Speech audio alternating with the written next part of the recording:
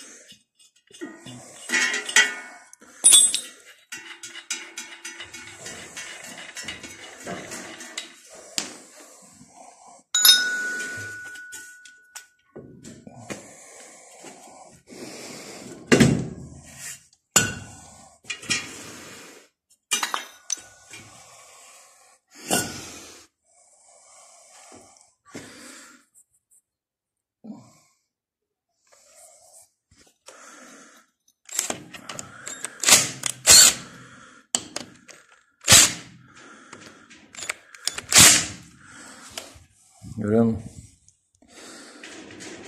Cıvatalar gevşediği için veya saplamalar uzadığı için cıvatalar gevşemiş görüyorum.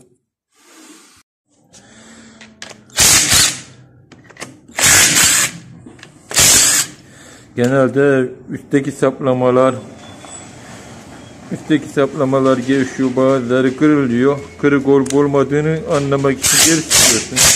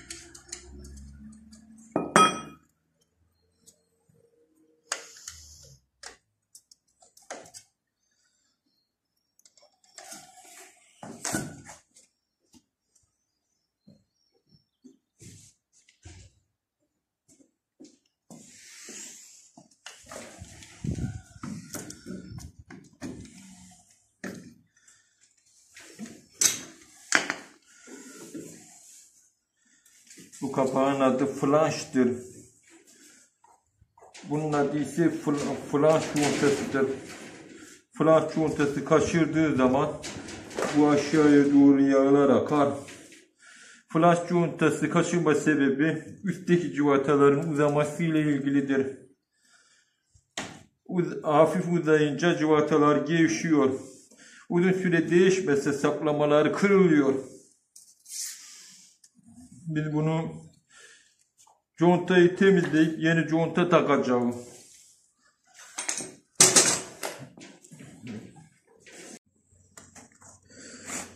İşte henüz conta duruyor, henüz conta. Cıvata boşluğu olduğu için vura vura conta eritmiş. Böylelikle yağı kaçırıp arka silindire kadar verebiliyor yağı.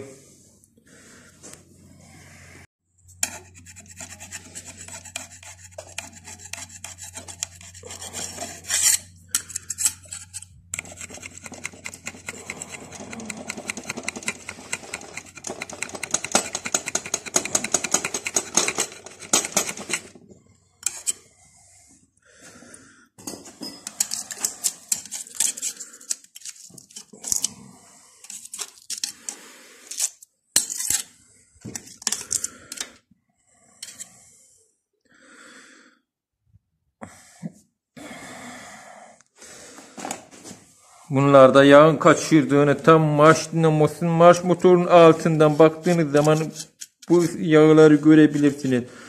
Bu durumda söküp yaptırmanızı tavsiye ederim. İşte bir diğer yerde bu taraftan görünür.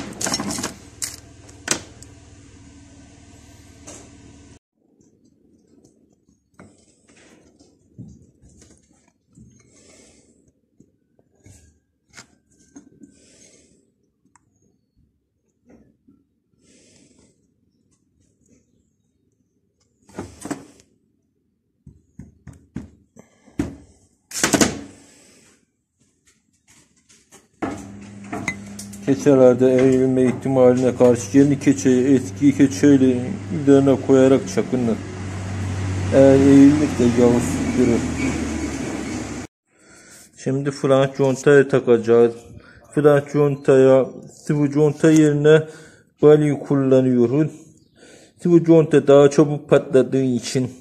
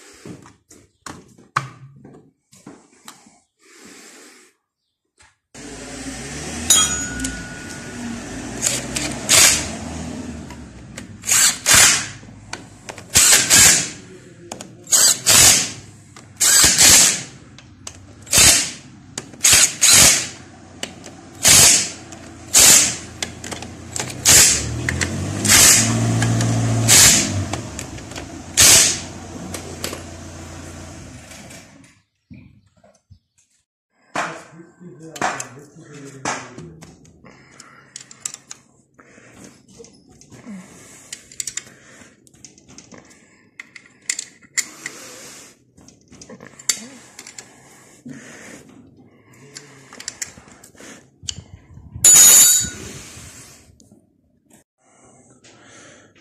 krankın somunu ters kılavuz olduğu için tersine, aksi genel cıvataların tersine çeviriyorsunuz. Sökerken sakın karıştırmayın.